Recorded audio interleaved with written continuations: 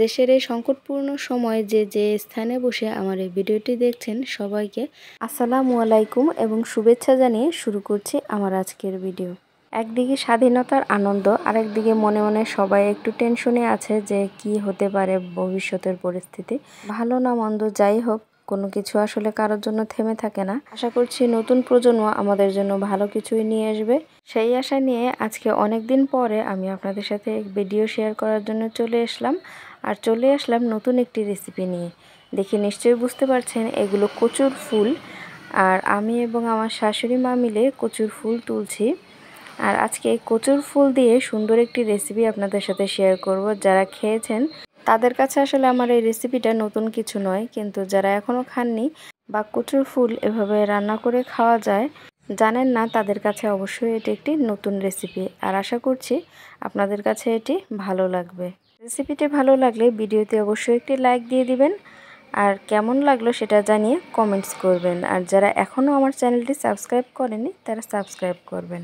আর যারা Facebook page থেকে দেখছেন তারা অবশ্যই আমার পেজটি ফলো দিয়ে দিবেন। কচুর ফুল তোলার পাশাপাশি গাছ থেকে আমি একটি লেবু পেড়ে নিলাম।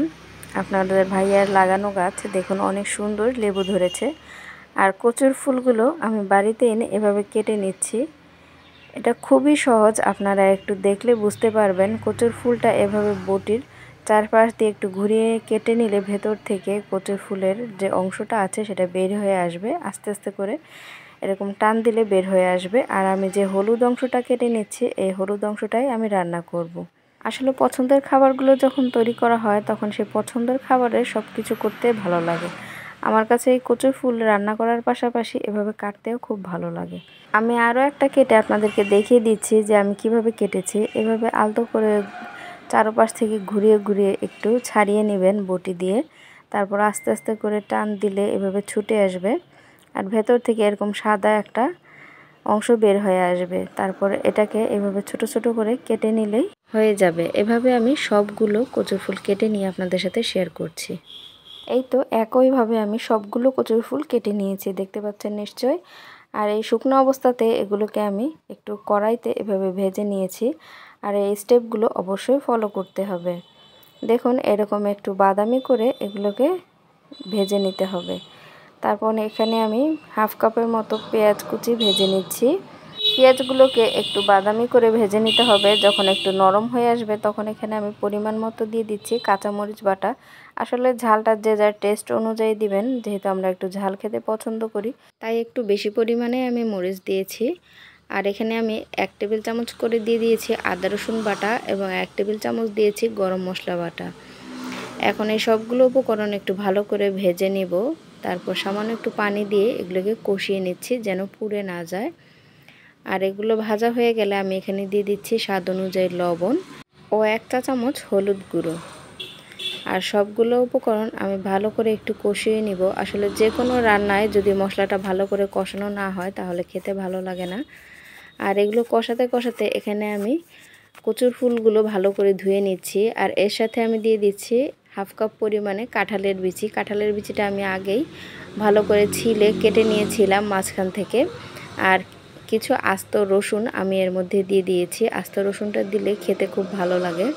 আর আমাদের বাড়িতেও সবাই আস্ত রসুনটা এই কচুর ফুলই খেতে পছন্দ করে।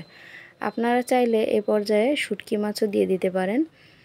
শুটকি মাছ দিলে কচুর ফুলটা খেতে আরও বেশি ভালো লাগে, কিন্তু আজকে আমার কাছে শুটকি মাছ ছিল না, তাই শুটকি মাছ ছাড়াই আমি এটা রান্না করছি।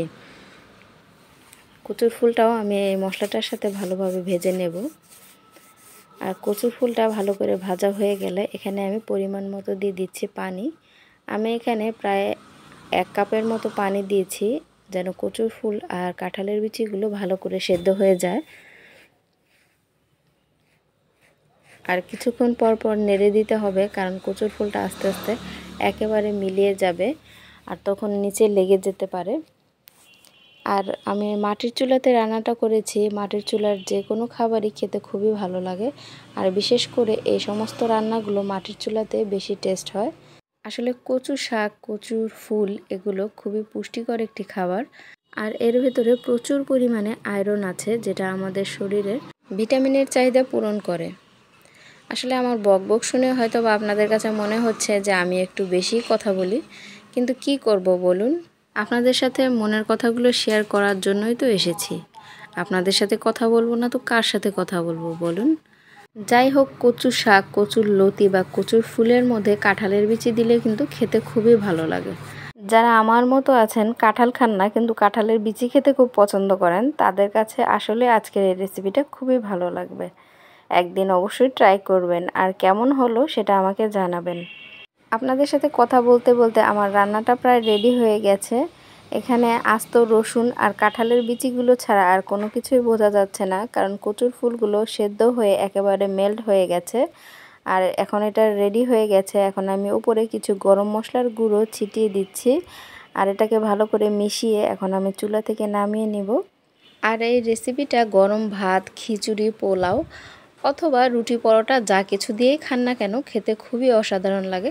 পার্সোনালি আমার কাছে তো খুবই ভালো লাগে।